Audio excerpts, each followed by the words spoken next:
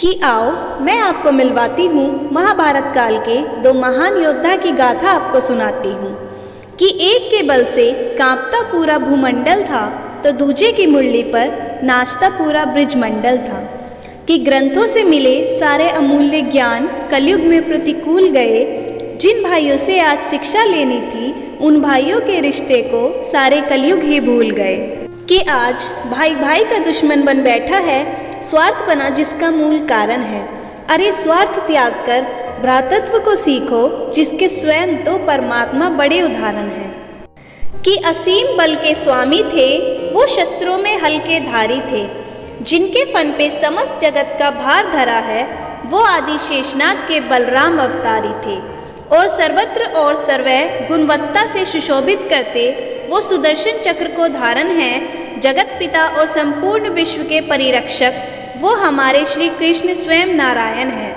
वो हमारे श्री कृष्ण स्वयं नारायण है। माता देवकी के गर्भ से जन्म लेना था मगर नियति ने दोनों को मैया यशोदा की गोद में स्थापित किया।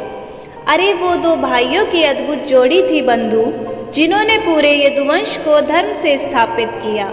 कि जिन्होंने पूरे यदुवंश को धर्म से स्थापित किया। बल के देव थे बलराम और कृष्ण की लीलाएं अपरंपार थी। उन दोनों के उन पावन रिश्ते की भ्रातृत्व प्रेम ही आधार थी। कंस द्वारा भेजे राक्षसों को वो मृत्यु की निंद्रा में सुलाते थे। बलवानों में श्रेष्ठ बलराम अपने अनुज को काना कहकर बुलाते थे। कि अपने अनुज को काना कहकर बुलाते थे। और दूजी ओर हम सब के आराध्य अधर्मियों को मौत के घाट चढ़ाते थे। और अपने बड़े पूजनीय भ्राता को काना बड़े प्यार से दाऊ कहकर पुकारते थे। कि बड़े प्यार से दाऊ कहकर पुकारते थे। और आपको बता दूं कि प्रलंबासुर और धेनुका जैसे दैत्यों को बलराम ने मारा था। और मुष्टिक और कुट रुक्मणी जैसे अधर्मियों के शरीर को दाऊ ने बीचों बीच से फाड़ा था। कि दाऊ ने बीचों बीच से फाड़ा था।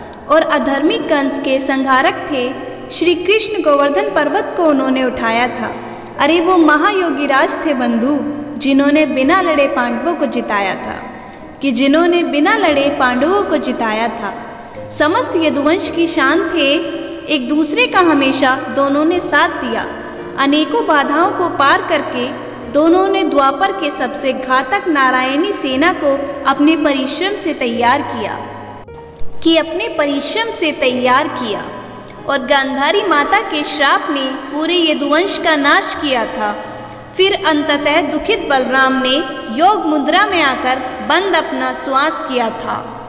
और आखिरी लाइन ये है, जो अधर्मियों के नाश और जगत उद्धार में रहते हमेशा आगे थे, दाऊ के सिवा उनका भला कौन था। अपने भ्राता के चरण स्पर्श कर श्री कृष्ण ने भी अपने प्राणों को त्यागा था।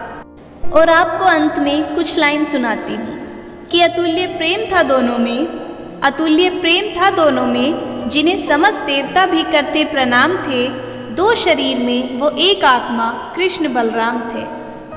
कि दो शरीर में वो एक आत्मा कृष्ण बलराम थे। जय श्री कृष्ण।